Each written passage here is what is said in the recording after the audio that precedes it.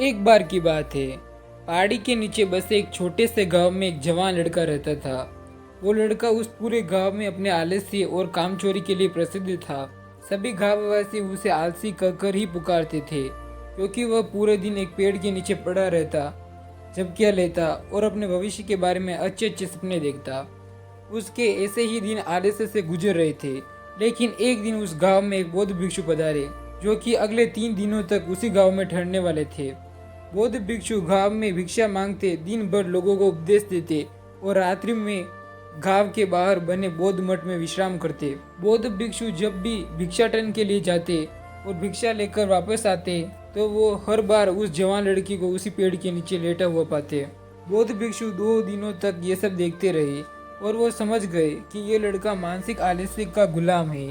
तीसरे दिन जब बौद्ध भिक्षु भिक्षा लेकर वापस लौट रहे थे, तो वह उस लड़की के पास गए, जो कि अभी भी उसी पेड़ के नीचे लेटा हुआ था। भिक्षु ने लड़के से कहा, बेटे, मेरे पास तुम्हारे लिए एक काम है। मैं चाहता हूँ कि तुम उस पहाड़ी की चोटी पर जाओ और वहाँ से मेरे लिए एक पंख लेकर आओ। लड़के ने लेटे लेटे ही अपना सिर पहाड़ी की तरफ घुमाया और उसकी सबसे ऊंची चोटी तक अपनी नजर दौड़ाई। उसके बाद उसने बौद्ध भिक्षु की तरफ देखा और उपहास उड़ाते हुए कहा, यह संभव है? मैं उस पहाड़ी के शिखर तक नहीं जा सकता, मैं बहुत आलसी हूँ। बौद्ध भिक्षु ने मुस्कुराते हुए कहा, अरे, लेकिन मुझे जिस पंख की तलाश है वह इस पहाड़ी के शिखर पर भी ही नहीं मिलेगा। वो तो इस पहाड़ी के दूसरी तरफ एक गुफा के अंदर मिलेगा, जिसके लिए इस पहाड़ी के शिखर तक चढ़कर दूसरी तरफ नीचे उतरना होगा। लेकिन वह कोई साधारण पंख नहीं है। ऐसा पंख तुमने आज तक नहीं देखा होगा। वो एक बहुत ही दुर्लभ लेकिन सुंदर पंख है, जो अपनी रोशनी बिखेरता है। भिक्षु की इन बातों से उस लड़के के अंदर उत्सुकता जागी। उसने आज से पहले ऐसे किसी पंख के बारे में कभी नहीं सुना था और ऐसे रोमांचक सफर के बारे में सोचकर वो अंदर ही अंदर उत्साहित होने लगा। इसलिए उसने भिक्षु की चुनौती को स्वीकार करने का निश्चय किया और वो पहाड़ी की तरफ चल बढ़ा। लेकिन चढ़ाई बहुत लंबी और कठिन थी। जल्दी लड़के का शरीर थकने लगा, सांस फूलने लगी और शरीर से काफी पसीना बहने लगा। लेकिन फिर भी उसने चलना जारी रखा।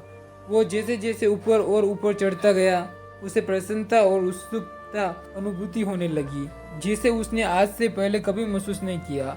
अंततः जब वह कड़ी मेहनत और लंबे प्रयास के बाद पहाड़ी के शिखर पर पहुंचा, तो वह पूरी तरह से थक चुका था, लेकिन वह बहुत खुश था।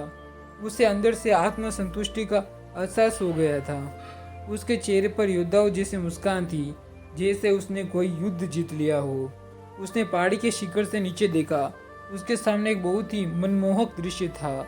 उसने अपने अंदर एक उपलब्धि की भावना महसूस की, जो उसने आज से पहले कभी नहीं की थी। लेकिन असली चुनौती आगे थी। लड़के को पहाड़ की दूसरी ओर उतरना था और उस गुफा को ढूंढना था जहाँ पंख के मिलने की बात कही गई थी। नीचे उतरना और भी ज़्यादा मुश्किल और खतरनाक था, क्योंकि ढलान ज़्यादा खड़ी थी और चढ़ाई के समय लड़का कई बार लड़खड़ाया और गिरा भी था, तो वह डर भी उसके अंदर था। लेकिन भिक्षु को पंख लाकर देने की वादे की वजह से वह लगातार आगे बढ़ता रहा। काफ़ी खोज, मशक्कत और कड़ी मेहनत के बाद जब वह अंत में गुफा तक पहुंचा, तो उसने देखा कि पंख वहीं पर पड़ा हुआ था, जो गुफा के प्रवेश द्वार से छनकर आ रही रोशनी में चमक रहा था। उसने पंख उठाया, लेकिन उसकी सुंदरता को देखकर अचंभित रह गया।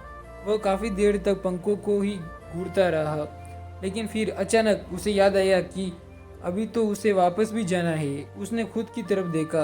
वह पूरी तरह से थक चुका था। वह चिंतित हो गया कि वह पहाड़ पर कैसे चढ़ेगा और भिक्षु तक कैसे पंख पहुंचाएगा।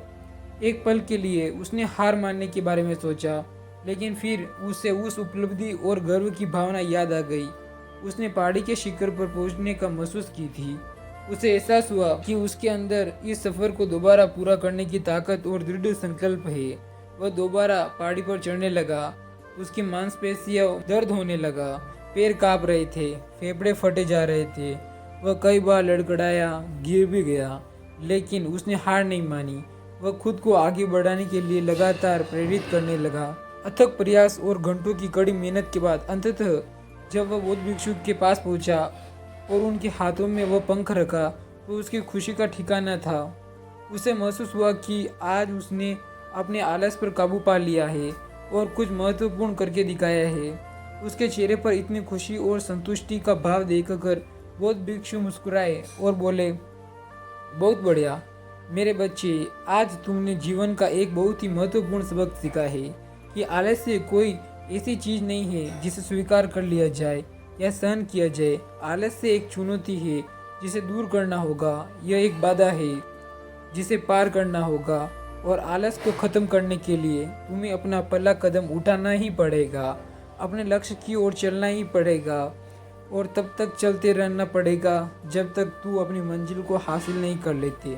लड़के ने भिक्षु के शब्दों की गहराई और उसके महत्व को समझते हुए हाँ में सिर हिला दिया। आज उसे एहसास हुआ कि वह हमेशा से ही बड़ी और महान चीज़ों को करने में सक्षम था, लेकिन उसके आलस्य ने उसे रोक लिया था।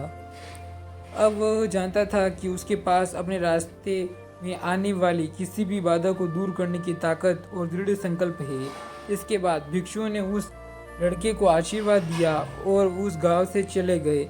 इस कहानी से सीखने वाली बात यह है कि जब हम असंभव लगने पर भी अपने लक्ष्य को प्राप्त करने के लिए खुद को आगे बढ़ाते हैं, तब हम अपने भीतर एक ऐसी ताकत और दृढ़ संकल्प की खोज करते हैं जिसके बारे में हम पहले कभी नहीं जानते थे।